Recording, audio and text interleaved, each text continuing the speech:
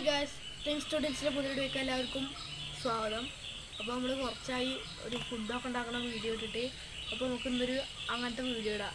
അപ്പോൾ അധികം പറഞ്ഞ് ബോറടിപ്പിക്കില്ല, നേരെ വീഡിയോക്ക് പോവാം. ഇതിലേക്ക് നമുക്ക് വേണ്ടത് ഒരു 2 തക്കാളി, പിന്നെ കുറച്ച് ഒരു ഇല്ലി വെളുത്തുള്ളി, പിന്നെ ഒരു ഇഞ്ചി, പിന്നെ 3-4 പച്ചമുളക് കേട്ടോ വേണ്ടത്. സവോളയും വേണം കേട്ടോ. ഇതൊക്കെ നന്നായിട്ട് നമ്മൾ പേസ്റ്റ് രൂപത്തിൽ മിക്സിയിലിട്ട് അടിക്കണം കേട്ടോ. ഇതിലേക്ക് നമുക്ക് കുറച്ച് ഉപ്പിട്ട് കൊടുക്കാം കേട്ടോ. കുറച്ച് കുരുമുളക് പൊടിയും കൂടി ഇട്ട് കൊടുക്കാം കേട്ടോ. അപ്പോൾ ഇത് നല്ലപോലെ പേസ്റ്റ് രൂപത്തിൽ അടിച്ചെടുത്ത് നമുക്ക് അതിലേക്ക് ഇനി പെരുംജീരകപ്പൊടി ഇട്ട് കൊടുക്കാം. ഗരം മസാലപ്പൊടിയും കൂടി ആഡ് ചെയ്ത് കൊടുക്കണം. പിന്നെ ജീരകം നമുക്ക് ഇതിൽ കൂടി ആഡ് ചെയ്ത് കൊടുക്കാം. പിന്നെ മഞ്ഞൾപ്പൊടി അതും കൂടി ഇട്ട് കൊടുക്കാം. പിന്നെ ആവശ്യത്തിന് മുളക് പൊടിയും കൂടി ഇട്ട് കൊടുക്കാം കേട്ടോ.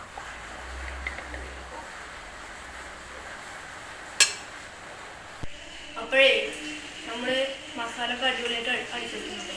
നമുക്കിതിലേക്ക് ഇത് നല്ലപോലെ മിക്സാക്കി എടുക്കണം. ഇത് നമ്മളിപ്പോൾ ഒരു 3 കോഴിയോളം ഇത് ചൂടാനായിട്ട് നമ്മൾ എടുത്തിട്ടുണ്ട്. മിക്സ് ചെയ്യാൻ നല്ലപോലെ.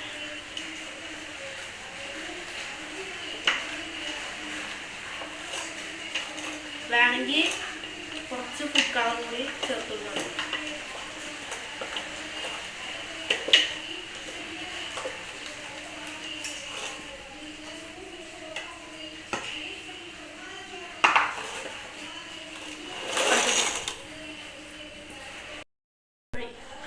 നല്ലപോലെ നമ്മൾ കുറച്ച് ഫുഡ് കളർ കൂടി ചേർത്തും കേട്ടോ. 3 കോഴി എടുത്തിട്ടുണ്ട്. 6 കാല് കാണും. ഇപ്പോൾ നമുക്ക് 4 കാലുണ്ട്. നമ്മളിതിൽ കുറച്ച് ഫുഡ് കളർ കൂടി ചേർത്തിട്ടുണ്ട്.